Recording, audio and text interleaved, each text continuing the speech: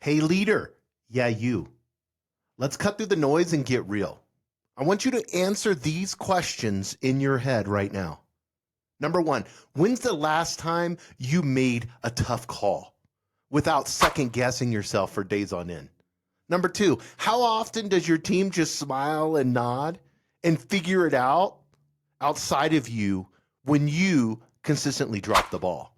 Number three, are you secretly relieved that they're not calling you and they're not calling you out on those vague, just keep going speeches that you do with the boring PowerPoints with cells and everything else just being at a negative? The budget, you're overspending on the budget. You're worried about losing your job. Number four, last question I'm going to ask you. Do you feel like you're faking it?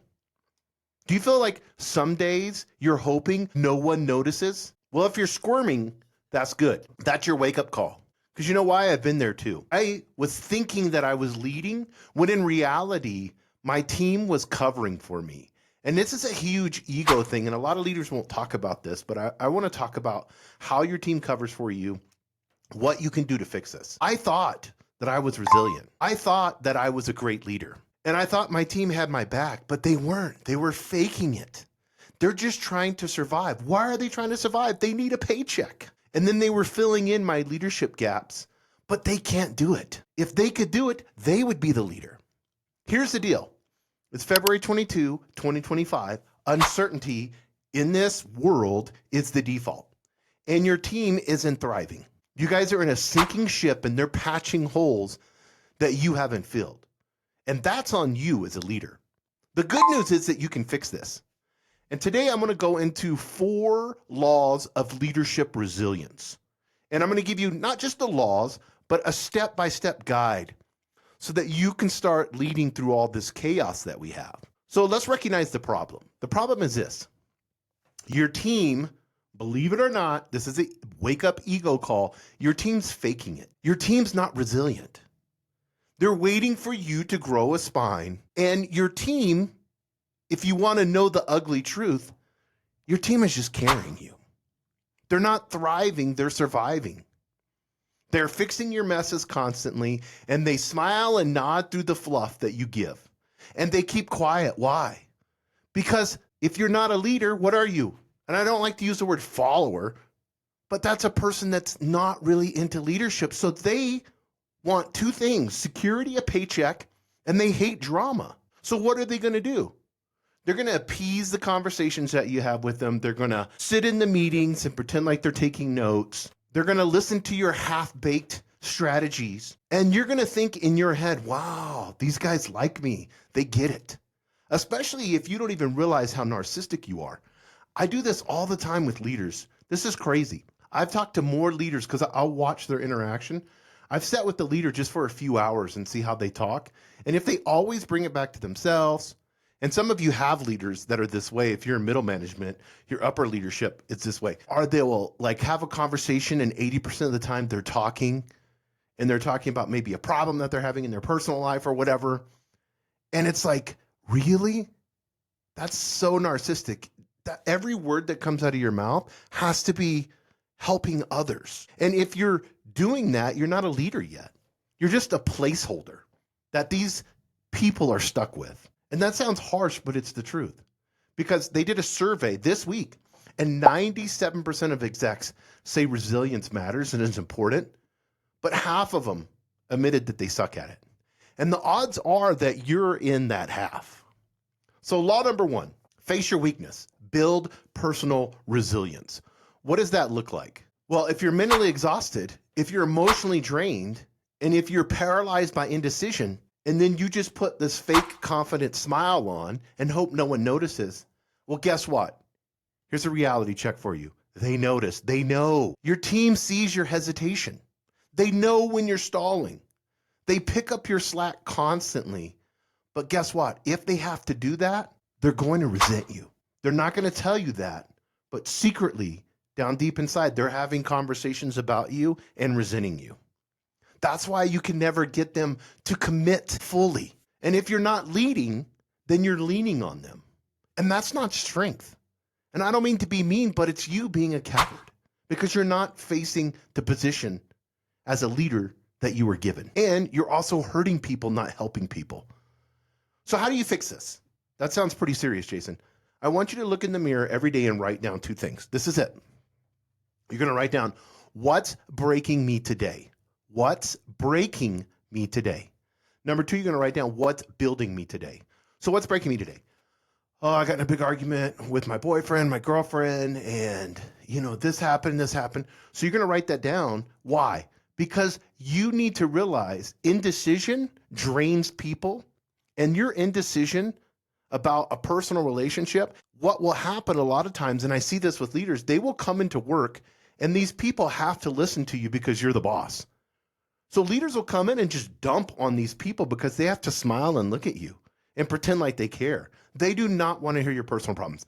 They do not want to hear your personal problems at all. That's unfair to do that. You're taking advantage of your position. So what's breaking me today? Gain clarity on it. That's what will fuel you. Clarity fuels. And then what's building me today? Oh, I went and worked out this morning, or I had a run this morning, or I had a great conversation with the mentor. Find out what's breaking and building you. And then number 2, decide fast. Every day, make one decision, big or small, but you're going to make it without overthinking. You're going to start with yes or no decisions. Those are easy to do, guys. No, I'm not going to think this. No, we're not going to do this. Because what happens, it's a muscle. And momentum in decision-making will always, listen to me, will always build confidence. Number 3, own your chaos. Admit when you're stuck. Admit it. It's an ego thing. Admit when you're stuck, then take action to improve. That's self-awareness. Your team already knows your flaws. Guys, they know you. You've put yourself out there. If you're with them for 4, 6, 8, 10 hours a day, they know you. Just acknowledge them and move on. It's that simple. Because guess what happens? If you have self-awareness, you're going to end up working on them anyways. And they're going to see that too. And that's going to boost them up. And they're going to operate at a higher level also. Stop being a liability. If you trust yourself, your team will trust you. Guaranteed. So law number 2, forge your team. Stop making them fake it. Your team isn't fragile. They're just running around, being reactive, cleaning up after you. Leaders do not like to hear this. I say this all the time. I was like, you know what your team's doing? They're cleaning up after you. What? No. Yeah, you run around and cause a ton of chaos and say stupid shit, and they have to come in and clean up after you. And you know how I know that? Because I did that as a middle manager. I was in the Marine Corps, so I thought, well, this is what we're going to do. We're going to run this and be super disciplined, and we're going to get people in order. And I had to have linchpins, people that were behind me, thank God that I had them, that would have to clean up my mess. Maybe you're passive aggressive and you don't lead at all, so there's other people around you that have to actually lead. We'll get through this speech. Well, we're down 10% in sales, or we've our this and this is down 30%, but the economy's, everybody always has an excuse for something. We'll get through this speech, that's not a plan. That's not clarity. You know what's happening behind the scenes? If you have a team that cares, they're panicking and they're trying to figure it out themselves. They don't need to survive on your weak leadership. Your team isn't following you, they're surviving you. And that's a problem. So how do we fix this? Spill the truth. Not about you. This isn't about you. I want you to understand this. When you go to spill the truth, it's not like, oh, guys, I've been a shitty leader and I'm going to work on myself. And this isn't about you. What you're going to do is you're going to say, in your organization where you're at, what you're in charge of, your department, whatever it may be, maybe you're in charge of the whole company as a CEO, whatever it is, the founder, here's the mess, here's the fight, here's why we win. Clarity will always stop the guessing game. Here's the mess. We're down 10% in sales. Here's the fight. We need more sales enablement material from the marketing department. We need this, we need that. We're 20% over budget and the project's not even completed yet. Here's the fight. And then here's why we win. Now, how I would do this in a meeting that I've had to learn, I talk every meeting, I talk 20%, talks 80. How do you get that to happen, Jason? Really, really simple. Super simple. Ask questions. Just keep asking questions. And how would that be? Oh, okay. And Susan, I know you're from the marketing department. How does that work with this? Finance. What would you say about this? See how you just constantly just keep asking questions. And guess what happened? The team together and you will come up with a game plan, a winning game plan. And then there's no guessing game because there's clarity. Number one, spill the truth. Number two, give a real why. Hitting the numbers isn't a motivating speech. Now, if you say we're building something that's going to help humanity and it's unstoppable, that's amazing. Always tie their work to an impact. That's so important, guys. Tie their work to an impact. How is it impacting? Ask them. I want to get more of a vision of what you're doing with your role. I see this, this, and this, how you're impacting, in this area, in this area. And don't make it, it doesn't need to be about revenue and money. We don't need more corporate talk in the world. Make it personal. And then ask them, say, well, what, and then they will tell you. I guarantee you they know the impact of their work and what it's doing. And then number three, let them fail safely. Create space for risk taking. Let them go. Let them bomb. That's all what it is. Why? Because that's how you learn. That's a learning environment. And in that learning environment, the team grows tougher and tougher and tougher. And then they're able to be more proactive. And then eventually you have decentralized leadership where everybody's leading. And if you haven't got, I say this all the time, but if you haven't got Jocko Willink's books, he's an ex-Navy SEAL. And if you don't like military industrial complex or want anything to do with that, it does not matter. The principles in the book are timeless and amazing. And if you can have decentralized command or decentralized leadership, your team stops faking resilience and they start owning it. And that's what you want. Law number three, master uncertainty. Lead, don't react. So lead, don't react. Well, if uncertainty's owning you, take it back. Start leading like a badass. When chaos hits, most leaders freeze. There's a supply chain crisis. Oh my God. There's an AI shift. Don't wait and see. Don't assess. And don't give it to a board to decide. Because guess what happens? When you don't make a decision, your team's winging it. And they're lost. They have no direction where to go. I did this once. I stalled on a crisis for weeks on end. And my team took matters in their own hands. And it felt horrible because I just felt like a passenger. It was horrific. I was like, kind of like one of the many hammers that I had to get hit in the head when I realized that I wasn't steering the ship and that my team was pretty much dragging me along. So how do you fix this? Decide fast. Pick a direction and commit. Start making calls at 70% certainty. Momentum will always beat paralysis. You're like, well, everybody always, when I start saying this, commitment is not set in stone forever.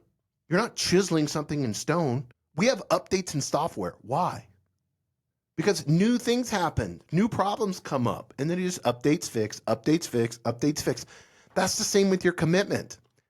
In a meeting, hey guys, we all committed to this last week. Looks like this is the direction we need to go. We noticed this hole. These are some really good things. We can double down on this.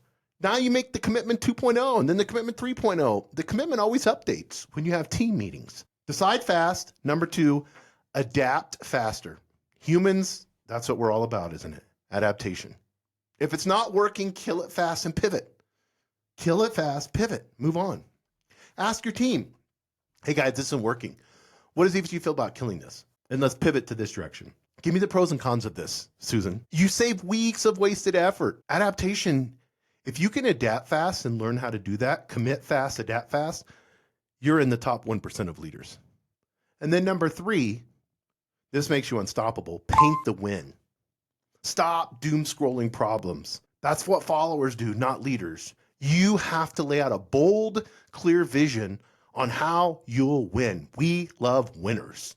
How you'll win. What does it look like to win? Uncertainty will become your advantage. And your team will stop waiting and they'll start attacking problems. And that brings, when you have problems and your team has clarity and they have a bold, clear vision that you've given them and they attack the problem and they win, those wins build momentum. And guess what happens? They get stronger as a team, stronger as a team. And one of the most beautiful things that happen is everyone begins to trust each other. And that's amazing. You want to go 20, 30, 40, 50x? Get trust involved. And I've done podcasts on trust. It's amazing. Law number 4. We'll be done. You guys don't have to listen to me anymore. If you've tuned me out, go to law number 3. Go back 5 minutes. Law number 4, ignite inspiration. Make them believe. I've said this before. I don't care what your politics are. We don't get into that bullshit here. I don't care what your religion is. But I'm telling you, if you want to see how people inspire, leaders inspire, how they create and cast big vision, look at mega church pastors' leadership stuff. A lot of them have leadership books that they've written. They have to inspire. That's one thing they have is doing a bigger vision. They have a really small staff and a bunch of volunteers, right? And they have to grow this big organization. Your motivational speeches, guys, are corporate noise. Make the dream work, the teamwork. That doesn't inspire anyone. What they're doing is sitting there waiting for a real leader to walk in. Your team isn't rallying behind you. They're waiting for someone worth following. And I know that sounds harsh, but I'm trying to wake you up so that you understand what's really going on. So how do we fix this? Ditch the script, drop the slides, stop doing these stupid speeches, lock eyes, and speak from conviction. Number 2, show the stakes. It's not a job, it's a mission. Everything that you have is a mission. What does that look like? If you can tie the grind to real world impact, everyone wakes up. A mission is way more important than just, I got this job that I do. I show up at 9:01 and I leave at 4:58 and I hate my boss, but they pay good and it's got good benefits and they let me sometimes pick my kid up. You know, I hear that all the time. And then number 3, prove it. Take bold action. If you take a risky move and you take bold action, trust will skyrocket in the organization. It always happens that way. Because they look at you and like, whoa, whoa, whoa, Jason's like leading. Wow. And then your team will stop pretending to care and they'll start fighting with you for something that's real. The mission is real. And I'm telling you guys, I've been a leader screw up before. My team, I've watched them fake it. And then they faked it until I finally got my act together. And these 4 laws that I talked about today, face your weakness, forge your team, master uncertainty, ignite inspiration, they are your way out of bad leadership. The world is a mess, guys, and your team's watching. Are you going to keep sucking, or are you going to lead through the storm and handle it like a badass? That's on you.